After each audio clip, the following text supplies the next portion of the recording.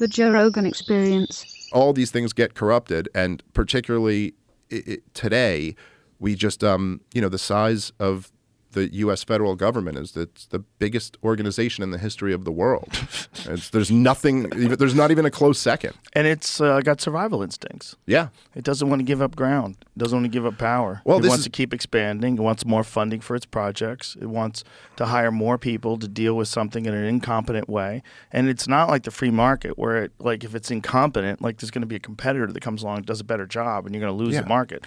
No. Well, you ever look at if you look at the list of the richest counties in America, and they're I forget the exact numbers. It's all lobbyists. Well, it's 10 of the. They're all, not all, but the vast majority of them are right outside Washington D.C. and right outside New York City.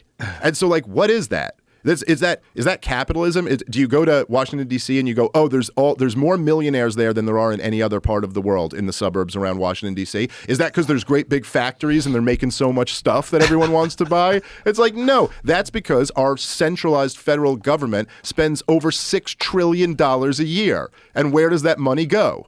It goes into all the people who are connected to government. And why is it outside of New York City? Is it because in New York City they have great big factories where they're making all the things that everyone wants? It's no. And that's not because of capitalism. That's because Richard Nixon took us off the gold standard, and now it's just this phony casino Wall Street money. So it's everybody, all the people at the top who are making all of this money, they're not making it. It'd be one thing if you're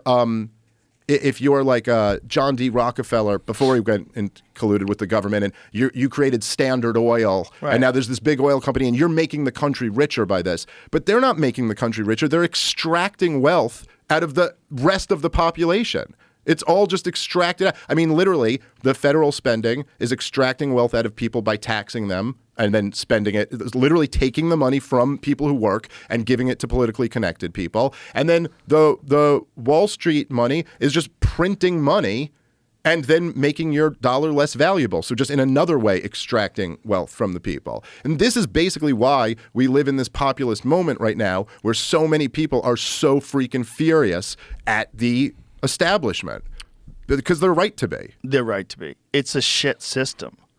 It's a shit, scary system that you can never beat if it gets to make its own rules.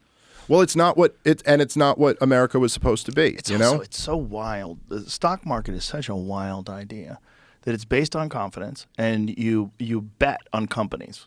Yeah, you're essentially betting on buying and selling, and you can wreck them and you can own them, and and there's people that just play that game. All they do is chase after businesses, short businesses. You could short a country. Yeah.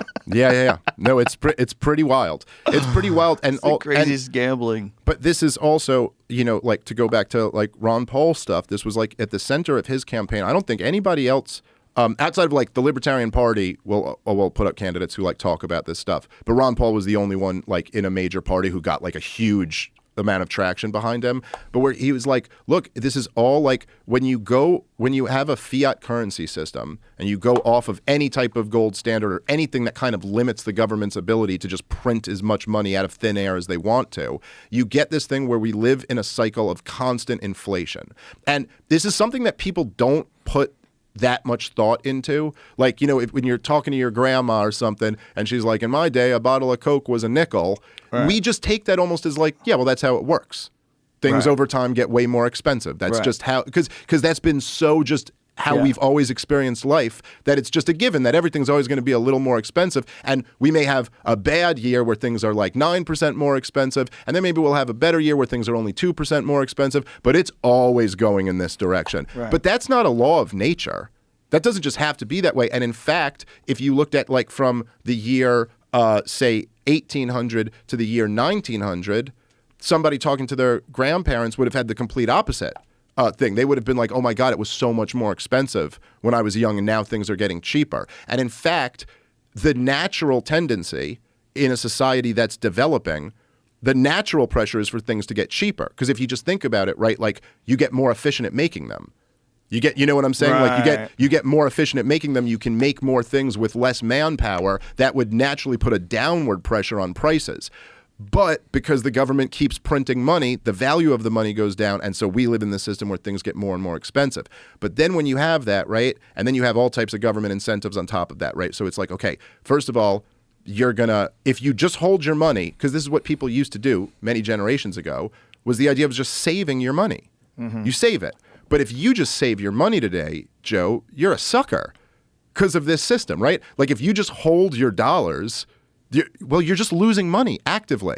So you got to be chasing interest. In order to just not lose money, you have to be chasing an investment. You know what I mean? You have to be like gambling on something. And so now, and then of course there's also other like tax incentives where like you can kind of defer taxes if you invest in things. And so you're kind of like pushed into, you know, like, well, put it in your 401k, put it in this, put it in that, and then you won't. But just think about that, like logically, aside from being really good for rich bankers, why would you think that it's a good, for like an average, you know, say like couple who's just like working and making money, and they don't know anything about stocks and bonds and trading, you know, exchange traded funds and what to invest in and whatnot. Why would you say that you should be working? No, you shouldn't be working and saving a little bit for your retirement. What you should be doing is gambling.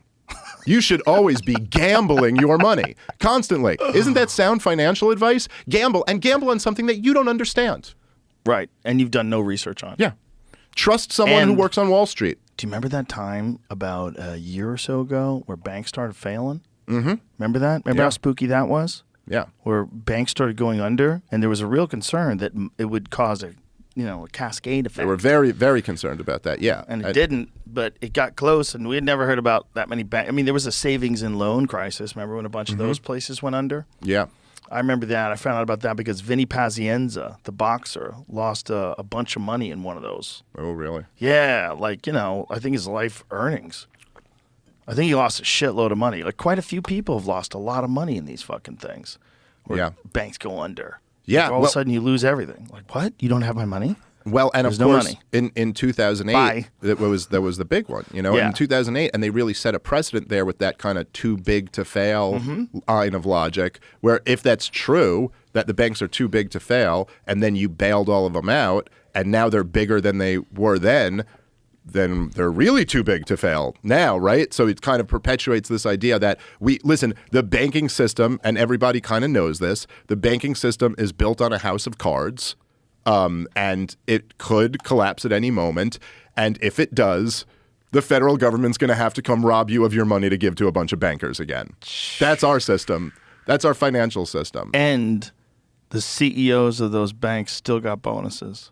Oh, yeah. Yeah. They all still got bonuses. They said they had to give them bonuses, otherwise they would leave and go other places. And it shows a real like eroding of something completely different than the political system, just our culture, that there wasn't at least like enough shame of those people to just go, yeah, I'm going to not take my bonus this year because I don't want to get dragged through the streets and like killed by the citizens of this country. I don't want to feel like that. And it's not as if these people didn't already have tens of millions of dollars. Like they really needed their bonus from this year, or like little Timmy isn't going to get his Thanksgiving turkey. A yacht. Yeah. It's like, no, I want a fifth yacht.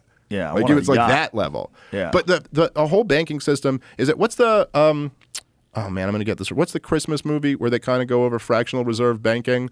Is it It's a Wonderful Life?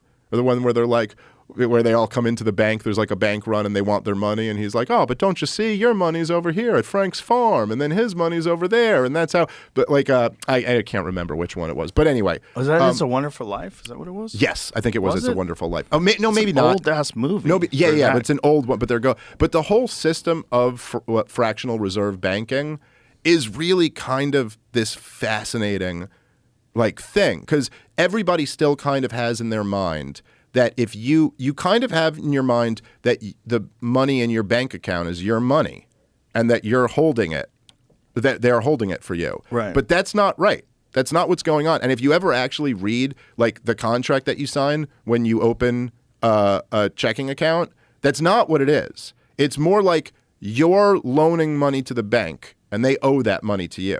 But they don't have to give it to you. You could, legally speaking, you could walk in tomorrow to a bank. I mean, no one actually walks up to a teller anymore. It's a Wonderful Life isn't a Christmas movie. It's a banking movie. Oh yeah. So that is Yeah. the scene. I was right about that. Okay. But so you could walk into the bank tomorrow and your checking, account balance is whatever, say it's $5,000, and you could go, I'd like to take out $2,000, and they can say no. You can't have it. Now, Right. they owe it to you, technically, but they don't have to give it to you. They're not just holding it for you to give to you on demand. Now, the system hasn't collapsed, so they will give that to you today if you walk into a bank. But if too many people come in and they want too much money. well, they don't have it. Yeah. Is the point. So when you open a bank account, and I don't know exactly what the reserve rates are now because I know they did change this during COVID, but for a while it was 10%. Was what the Federal Reserve set as the reserve that you had to put away. So when you come into your bank and you give them $100 to open a checking account, just to make it an easy number, they hold $10 and they loan out $90. And now, so they'll loan that money out, and so essentially they owe you $100. But the effect of this, right, is that now there's this guy. So let's say you open the account with $100. Now there's another guy who takes out a loan for $90, and you're now in the economy, and kind of like you think you have $100, and he thinks he has $90, but really there's not $190. There's only $100. That you get what I'm saying? Right. But now here's where it gets even crazier than that. This guy doesn't just hold his $90, he goes and puts it in the bank.